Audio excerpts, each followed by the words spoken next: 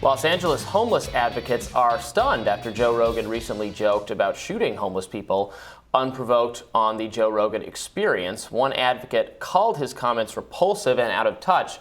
Let's make sure we watch, see what he said. And then we're on the underpass, and there's porta potties. Not one either, like 4, like a deck of porta potties. And then someone has a car parked there on the sidewalk, like partly on the sidewalk. So they're like half blocking a lane. And then they have like a canopy draped over their car, and they have just stacks of shit. And then next to it was a dresser. They had a dresser. Jesus. So they had their shoes in a shoe rack. There was a shoe rack. Like, this is where they live. That's really wild. I didn't know also that, when you see stuff like that on the streets, at least in Los Angeles or maybe in California, that's protected property, like by law. You know that? Like if you were so you're not supposed to do that. But like that's that person's property by law. If you were to the homeless person's property is protected? Yes, absolutely. Huh. If you were to go and try to move that or take that, you'd get arrested. Yeah. Hilarious. Mm-hmm. But they wouldn't arrest you if you shot somebody. Maybe you should just go and shoot the homeless people. I like your ideas. Yeah. And if nobody claims it, I mean, nobody does anything about violent crime in LA anymore.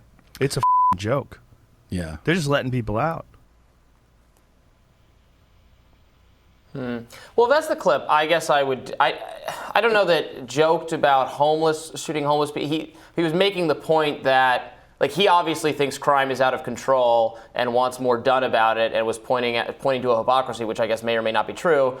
That if that the police aren't doing enough about this, so you could do that, and they wouldn't do anything. I guess it's not the same as what people are upset about. What did you guys think about it?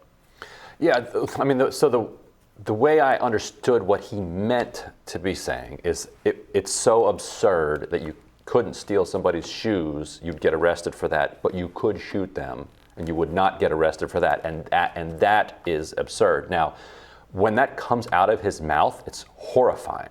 And I think as soon as he heard himself say that, he should have been like, I want to be clear, I'm not suggesting that. I'm pointing out the absurdity of the distinction between these two crimes. Because it's jarring to hear somebody say that and dehumanizing, and not everybody is going to get the point that he's trying to make, and they're going to hear something different. And also, it should be illegal to take somebody's shoes. If their shoes are sitting there in a shoe rack and they're homeless, you're going to take their shoes? That should be against the law. Yeah, they also shouldn't, but they shouldn't build structures under. Well, right, we should have enough homes for people that can't afford homes. Yeah.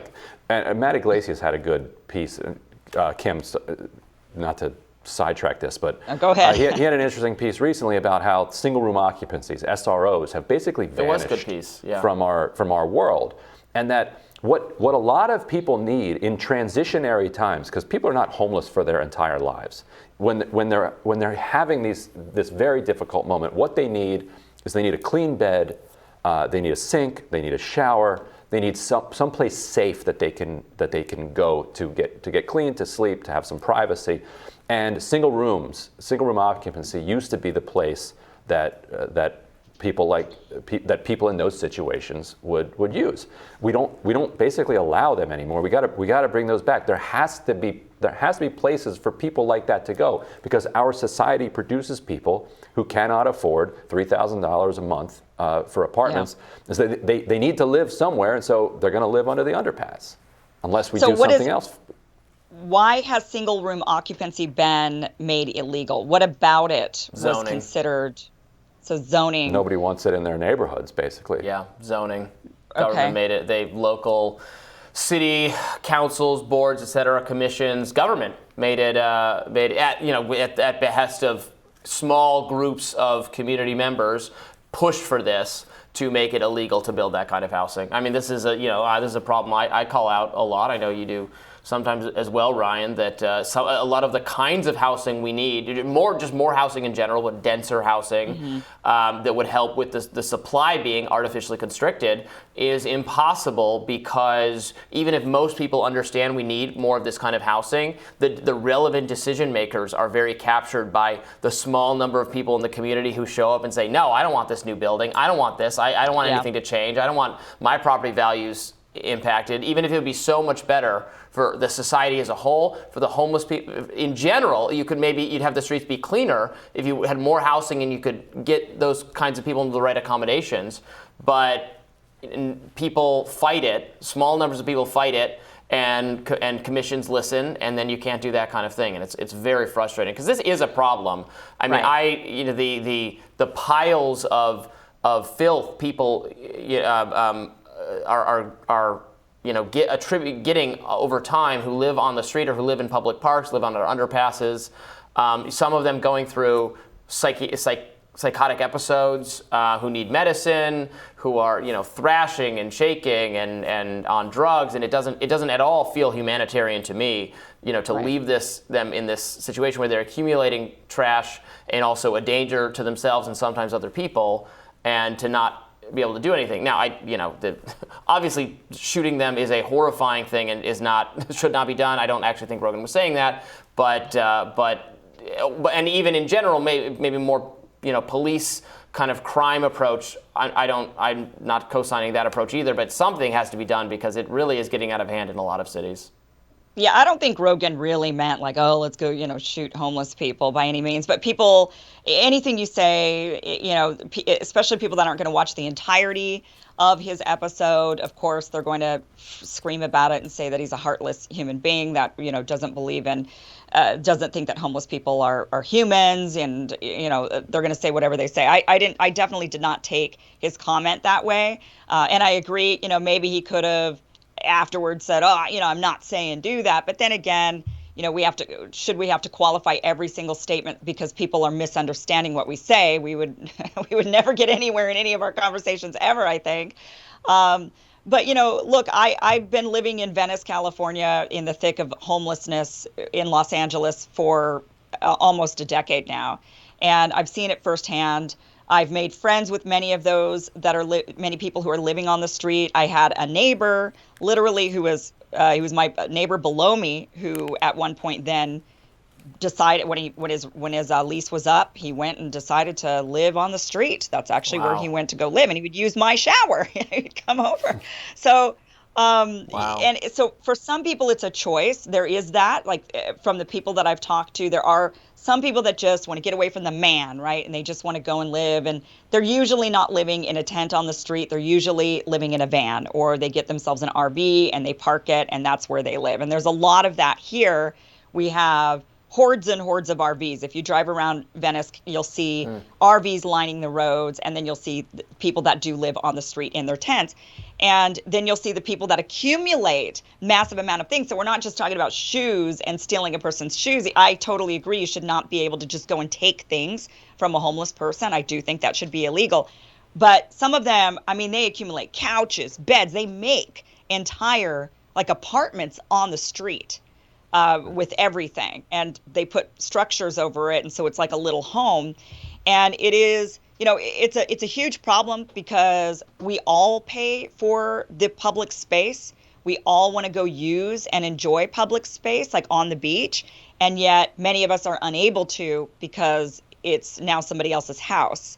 And so it's a really tricky situation. And I will say that when in Venice, there was a discussion about building some occupant, some sort of shelters. They weren't permanent structures that they wanted to put up in this empty parking lot, but they wanted to put something there. And the residents got to, all the liberal Democrat voting, this is a very, very blue area. Everybody prides themselves, on being Democrat, and they were very vocal about, we don't want that here. And my take on it was, and I would even say to my neighbor, I don't understand. I would rather them be in this parking lot, which I would have to walk by every day. I park my car on the other side of the parking lot. I have to walk past the parking lot to get home. I would rather walk past that than have to step over tents and people and around and have people on the. That to me is more dangerous and more unsightly. 100%. A designated area like a parking lot. There's plenty of parking lots that can be converted into that kind of thing. That is so much better than in every green space has a couple tents and then a couple more, and then they have to shut it down and they have to do absolutely. Oh, in Venice, it's rows on the beach. We're talking thousands of people are living. No, I out saw there it when I came when I came down, when I hung out with you, when we did the show from your apartment. I went running on the beach. It was it was not a pretty sight. And they've actually cleaned it up quite a bit, and they've moved them into. They did end up ultimately getting the ability to take over the parking lot and put up some structures, some temporary structures there. But that was a real battle in the community, and but it made it so much better now. Like, you can go running on the beach, and you're not going to see as much of it as it was. So, but what did the residents want? They wanted them gone completely. They didn't want them on the beach. They also didn't want them in the parking lot. They wanted them to go somewhere away. They wanted, they say, yeah, the city can build houses. That's fine. Give them houses, but just not in my neighborhood. Put them way out somewhere far away. Right. But then the people in the other neighborhood say, not in my neighborhood. And then not you in end my up neighborhood. Everybody says but that. these people have to be somewhere. You can't make them right. disappear. They need treatment. Most of them need treatment. They need drug and mental treatment. Yeah.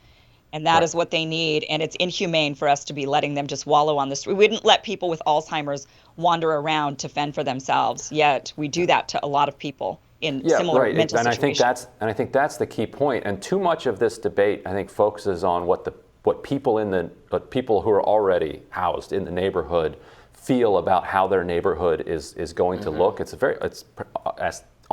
aesthetic in some disturbing ways, rather than coming from the perspective of if you're the person on that beach, like. Now, except for your old housemate or not housemate, but apartment mate who decided on their own. But like your shower mate, 99% of folks are looking for housing. Like, they want to live indoors. They want a nice place. But we haven't set up a system that makes it affordable and realistic. I would say, there are definitely groups. I would say there is definitely a percentage of the people out there who are choosing to live this sort of nomadic lifestyle.